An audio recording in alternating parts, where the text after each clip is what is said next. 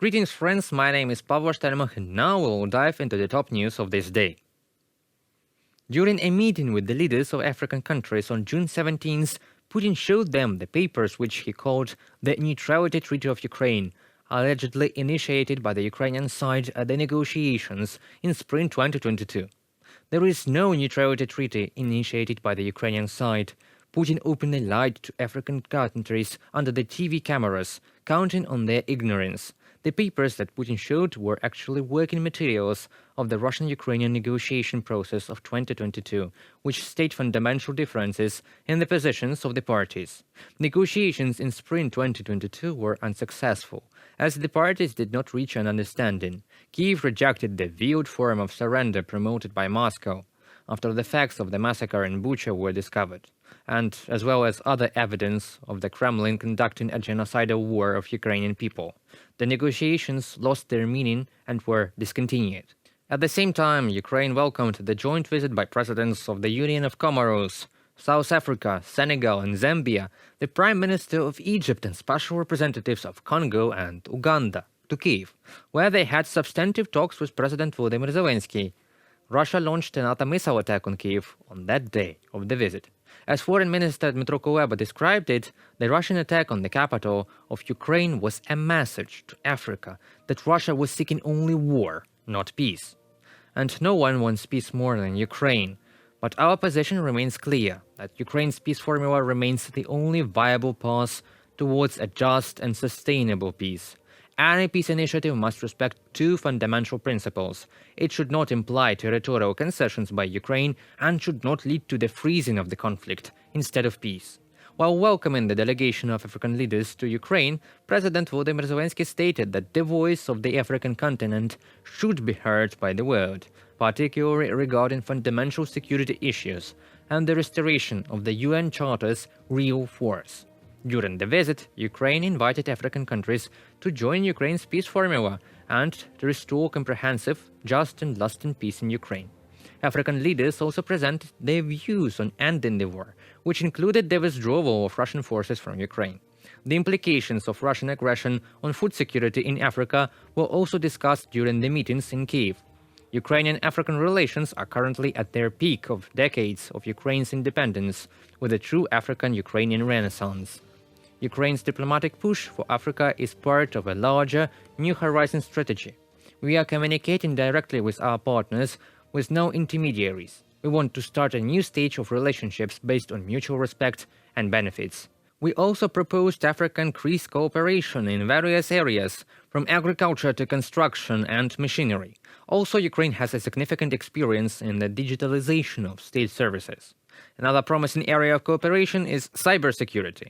Our united voice should be strong in international venues and within international organizations.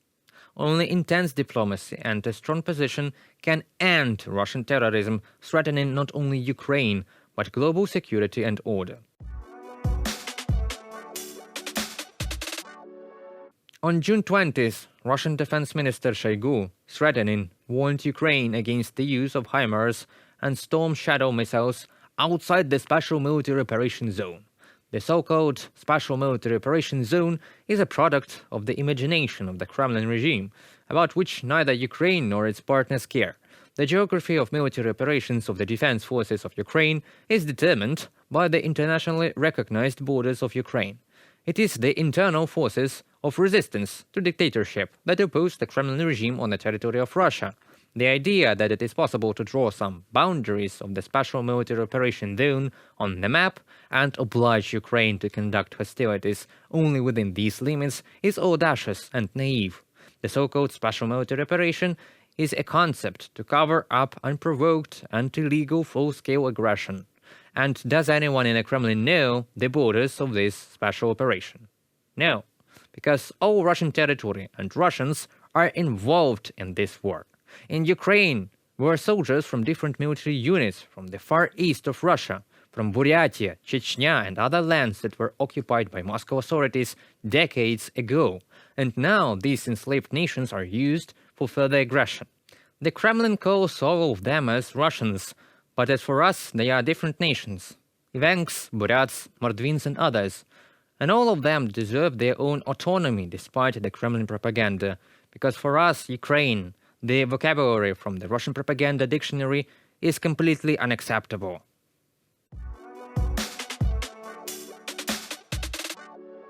Peacemakers, peacemakers, and peacemakers. Well, it needs more of them. Or not.